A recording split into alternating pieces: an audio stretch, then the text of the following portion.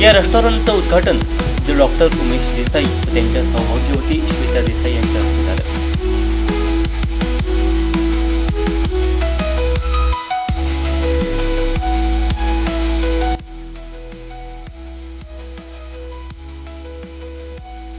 यावेळी नगराध्यक्ष चेतन चव्हाण, नगरसेवक व माजी बांधकाम सभापती व नगरसेवक नितीन मणेरीकर, नगरसेवक राजेश प्रसादी, आंबेली गावचे माजी पोलीस पाटील व प्रगतशील शेतकरी लक्ष्मण गुळेकर यांच्यासह विविध क्षेत्रातील मान्यवर, व्यापारी, सामाजिक कार्यकर्ते तसंच नागरिक मोठ्या संख्येने उपस्थित होते।